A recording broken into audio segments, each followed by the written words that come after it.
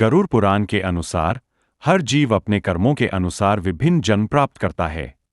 जब एक महान ऋषि ध्यान में लीन होते हैं, तब चारों ओर ब्रह्मांड की दिव्य ऊर्जा लहराती है। आत्मा संसार के सुख और दुहक से परे रहकर परम शांति का अनुभव करती है। यही है आत्मसंतोष, जब मन न किसी में रमता है, न किसी से दुखी होता है। मनुष्य इंद्रिय सुखों की खोज में दौड़ता है। भीड़ में हर चेहरा मुस्कान लिए दिखाई देता है, पर भीतर गहरी शून्यता छिपी होती है। यही मोह है जो आत्मा को संसार की जंजीरों में बांध देता है। प्राचीन गुरु मंत्र प्रकाश में अपने शिष्यों को ज्ञान देते हैं। वे कहते हैं, माता पिता, परिवार और संसार का लगाव अस्थायी है। जीवन के आरंभिक स्मरण भी बंधन है, जिन्हें त्यागना आवश्यक है। एक बालक अपने माता पिता का हाथ थामे खड़ा है। उसके चारों ओर की दुनिया धुंधली हो जाती है। यह दृश्य बताता है कि पृथ्वी पर लगाव कितना गहरा और दुखद होता है। एक वृद्ध व्यक्ति अकेला बैठा पुरानी तस्वीरों को निहारता है। वह बीते हुए पलों को याद करता है और समझता है, जन्म अकेले होता है और मृत्यु भी अकेली होती है। यही है जीवन की सच्चाई। गर्भ में एक जीव अंधकार में पड़ा तड़पता है। भूख, प्यास और भय से व्याकुल होकर वह प्रार्थना करता है, हे प्रभु, मैं कब इस बंधन से मुक्त होऊंगा? यही गर्भ की वेदना है। दिव्य प्रकाश के बीच शुक्र और रज का मिलन होता है। उसी क्षण आत्मा देह में प्रवेश करती है। यहीं से प्रारंभ होता है कर्मों का नया चक्र, जन्म और मृत्यु का सफर। एक जीव पारदर्शी कोश में बंधा हुआ है।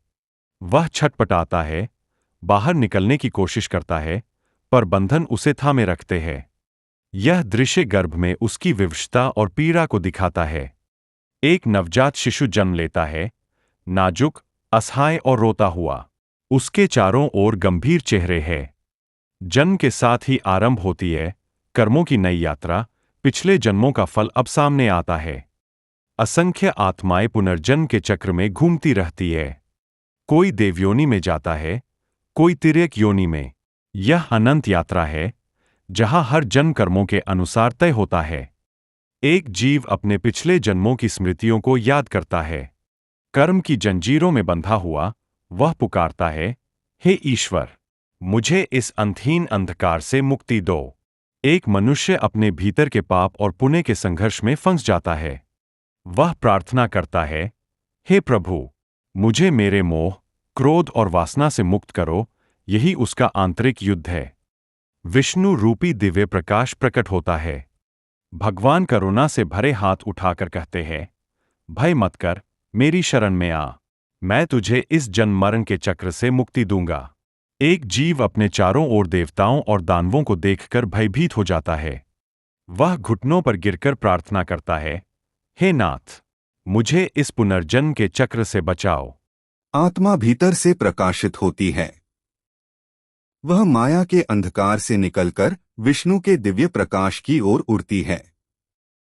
यही है मोक्ष, जब जीव अपने स्रोत परमात्मा में विलीन हो जाता है।